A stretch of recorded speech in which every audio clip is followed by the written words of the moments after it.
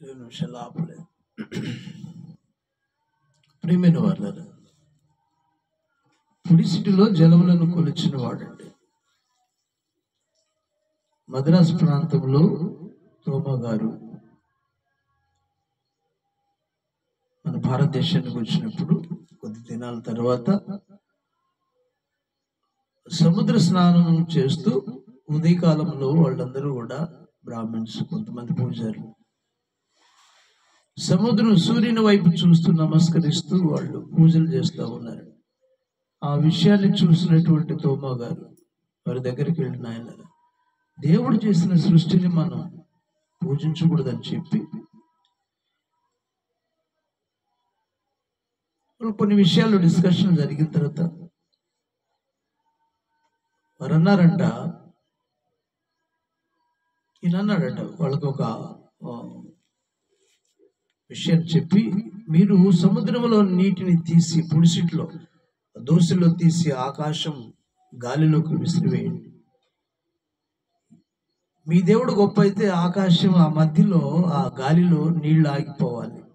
కింద తీసినటువంటి ఆ సముద్రపు నువ్వు ఎక్కడైతే దోసులు తీసావో ఆ దోసులు అలానే ఉండాలి, ఒంటగా ఉండాలి అని వారికి చెప్పినప్పుడు వారు అన్నారు, సరే అలా మేము చేస్తామని వాళ్ళు చూశారంట.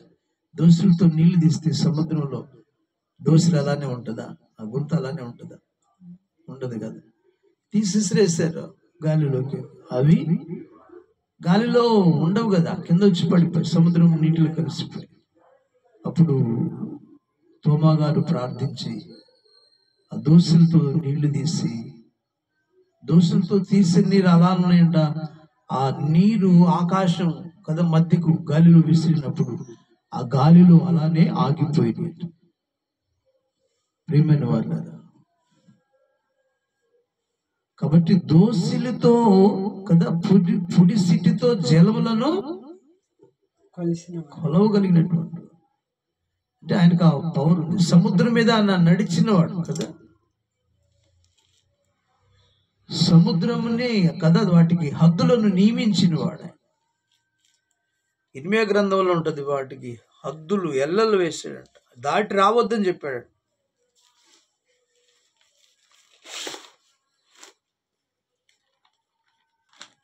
ఇర్మియా గ్రంథం 5వ అధ్యాయము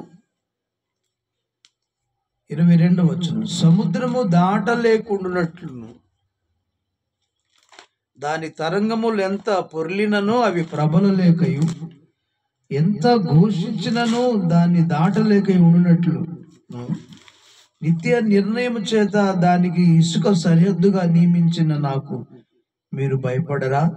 నా సన్నిధిని వణకరా? ఇదే యెహోవా వాక్కు. చూసారా, తరంగములు ఎంత పొర్లినా అవి ప్రబల లేకయు, ఎంత ఘోషించినా దాన్ని దాటలేక ఉన్నట్లుగా నిత్య నిర్ణయము చేత దానికి ఇసుకను సరిహద్దుగా నియమించిన నాకు మీరు భయపడరా? చూసారా ప్రియమైన వాళ్ళ, సముద్రముల యొక్క ఘోషను అణిచేటువంటి వాడు ఎంత శక్తి సంపన్నుడు అండి. సముద్రానికి ఇసుకను హద్దుగా నిర్ణయించి ఇది దాటి రావద్దని చెప్పేసి, దాటి రావద్దు దాటకూడదని నిత్య నిర్ణయం చొప్పున దానికి హద్దుగా ఉంచాడంట. నాకు మీరు భయపడరా అని మాట్లాడుతున్నారు. అవును ప్రియమైన వాళ్ళ, కాబట్టి ఎంత శక్తి సంపన్నుడో అర్థమవుతుంది. ఆయన కాలు మోపితే పర్వతములు ఉనిగిపోతూ ఉన్నాయంట. కీర్తనల గ్రంథంలో ఆ మాటలు ఉన్నాయి, ఒకసారి చూద్దాం. కీర్తనల గ్రంథం 89వ కీర్తనలో ఇక్కడ కొన్ని మాటలు ఉన్నాయి. 5వ వచనం నుంచి కొన్ని వచనాలు. యెహోవా ఆకాశ వైశాల్యము నీ ఆశ్చర్య కార్యములను స్తుతించుచున్నవి. 89వ కీర్తన 5వ వచనం సంపూర్ణ మధ్యలో. యెహోవా ఆకాశ వైశాల్యం నీ ఆశ్చర్య కార్యములను స్తుతించుచున్నవి. పరిశుద్ధ దూతల సమాజంలో నీ విశ్వాసతను బట్టి నీకు స్తుతులు కలుగుచున్నవి. మింటను యెహోవాకు సాటి అయిన వాడెవడు? దైవపుత్రుల్లో యెహోవా వంటి వాడెవడు? పరిశుద్ధ దూతల సభలో ఆయన మిక్కిలి భీకరుడు, ఆయన చుట్టూనున్న వారందరికంటే భయంకరుడు. యెహోవా సైన్యములకు అధిపతియగు దేవా, యెహోవా నీ వంటి బలాఢ్యుడెవడు? నీ విశ్వాస్యత చేత నీవు ఆవరించబడి ఉన్నావు. సముద్రపు పొంగు అణుచువాడవు నీవే, దాని తరంగములు లేచినప్పుడు నీవు వాటిని అణిచివేయుచున్నావు. దేవునికి మహిమ కలుగును గాక. 11 వచ్చి యెహోవా నీదే, భూమి నీ, ఆకాశము నీదే, భూమి నీదే, లోకమును దాని పరిపూర్ణత నీవే స్థాపించితివి.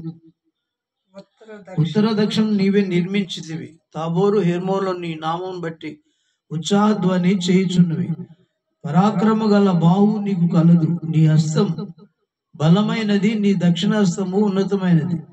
నీతి న్యాయములు నీ సింహాసమునకు ఆధారములు, కృపా సత్యములు నీ సన్నిధాన వర్తనులు.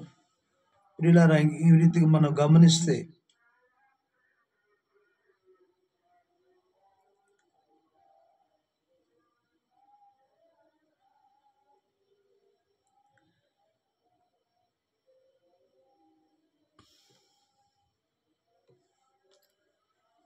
మింటకు యెహోవాకు సాటి అయిన వాడెవడు? దైవపుత్రుడు నీ వంటి వాడెవడు? నీ వంటి బలాఢ్యుడెవడని మాట్లాడు కీర్తనాకారుడు పరిశుద్ధ ఆత్మ చేత రాస్తున్నటువంటి మాట. సముద్రపు పొంగును దాని తరంగములు అణిచివేవాడవు నీవే అని మాట్లాడు. భూమిని స్థాపించిన వాడవు, లోకము సమస్తము నీదే అని మాట్లాడు. లోకము దాని పరిపూర్ణత సమస్తము నీదే అని మాట్లాడుతున్నాడు. పిల్లలు మనం గమనించినట్లయితే ఇంకా 86వ కీర్తన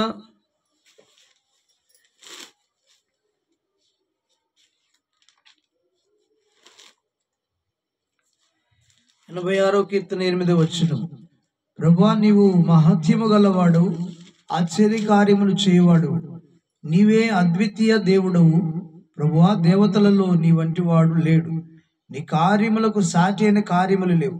నీవు సృజించిన అనుజనులందరూ వచ్చి నీ సన్నిధిని నమస్కారం చేదు, నీ నామమును ఘనపరచుదురు.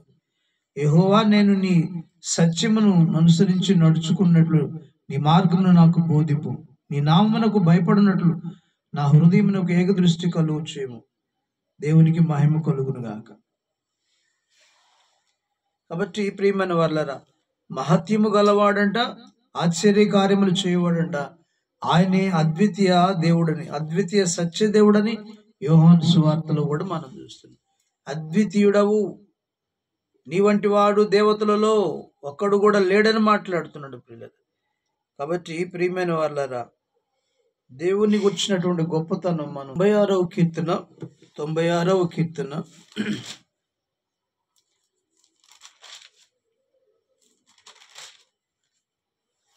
వచనం, 96వ కీర్తన 4వ వచనం, యెహోవా మహత్యము గలవాడు, ఆయన అధిక స్తోత్రము పొందదగిన వాడు, సమస్త దేవతల కంటే ఆయన పూజనీయుడు. దేవునికి మహిమ కలుగును గాక. ప్రియులారా, బల సౌందర్యం ఆయన పరిశుద్ధ స్థలములో ఉన్నవి.